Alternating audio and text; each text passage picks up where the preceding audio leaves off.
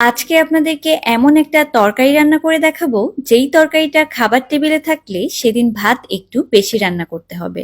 আজকে আপনাদেরকে খুলনা অঞ্চলের বেশ জনপ্রিয় একটা তরকারি রান্না করে দেখাচ্ছি। এর জন্য শুরুতেই আলু কেটে নিয়েছি, তারপর এখানে আমড়া নিয়ে নিলাম, কচি আমড়া নিতে হবে। টমেটো দিয়ে দিলাম, সাথে পেঁয়াজ একটু মোটা করে কেটে দিয়েছি, কাঁচামরিচের ফালি দিয়ে দিলাম, কাঁচামরিচের পেস্ট, রসুন পেস্ট, তার সাথে দিয়ে দিচ্ছি একটু সরিষা বাটা, জিরার বাটা এবং দিয়ে দিচ্ছি ধনিয়ার গুঁড়া।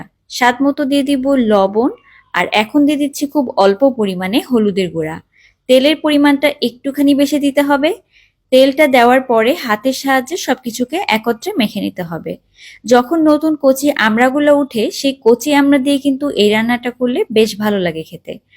আর সাথে কিন্তু আমি দিয়ে দিয়েছি চিংড়ি মাছ, যেটা বলতে আমি একেবারেই ভুলে গিয়েছিলাম। এখানে যত ছোট সাইজের চিংড়ি মাছ ব্যবহার করবেন তরকারির স্বাদটা তত বেড়ে যাবে। তবে আমি একদম মিডিয়াম সাইজের যে চিংড়ি মাছগুলো সেটা নিয়েছি। আপনারা চেষ্টা করবেন একেবারে ছোট সাইজের যে চিংড়ি মাছটা হয় সেটা নেওয়ার জন্য। সবকিছুকে একত্রে ভালোভাবে মেখে নিয়েছি। আর এভাবে মাখা হয়ে গেলে আমি চুলার জালটা অন করে দিয়েছি।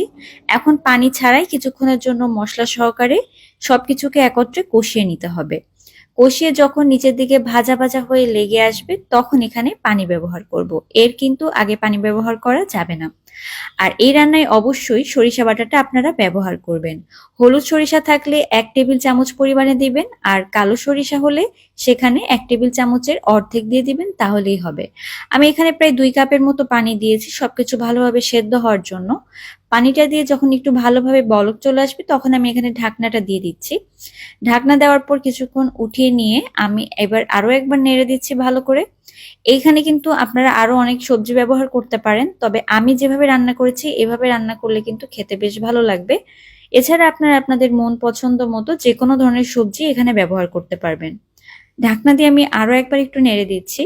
আমি এখানে টমেটো দিয়েছি, আপনারা যদি চান টমেটো না দিলেও পারেন। এবার আমি ঢাকনাটা একেবারেই তুলে নিব, আর ঢাকনা তুলে চুলার আঁচটা মিডিয়ামে রেখে আলু এবং আমড়াটাকে সেদ্ধ করে নিতে হবে। কচি আমড়া দিয়ে এটা ভালো হয়, তবে আমড়াটা যদি একটু বেশি বড় হয় সেক্ষেত্রে কিন্তু দেখা যাচ্ছে এটা বেশি টক হয়ে যাবে। কচি আমড়াগুলো একটু টক কম হয়, এজন্য এই কচি আমড়া দিয়েই এই রান্নাটা খেতে বেশি ভালো লাগে। সো পানিটা প্রায় শুকিয়ে এসেছে, আমি আবারও একটু ভালোভাবে নেড়েচেড়ে মিশিয়ে নিচ্ছি। আর একটুখানি পানি শুকাবে, এর থেকে বেশি পানি শুকানোর আর দরকার নেই। জাস্ট হালকা গা মাখা টাইপের একটা ঝোল থাকবে। আর এভাবেই কিন্তু এই তরকারিটা রান্না করা হয়। চিংড়ি মাছের বদলে কিন্তু ছোট মাছও ব্যবহার করা যেতে পারে, তবে আমি চিংড়ি মাছ দিয়েই সবসময় করে থাকি। দেখতেই পাচ্ছেন রান্নাটা কিন্তু একেবারেই হয়ে গিয়েছে। আর এরকম একটা তরকারি হলে আমাদের খুলনার মানুষের অন্য কোনো তরকারির আর প্রয়োজন পড়ে না। সবাই ভালো থাকবেন। আল্লাহ হাফেজ।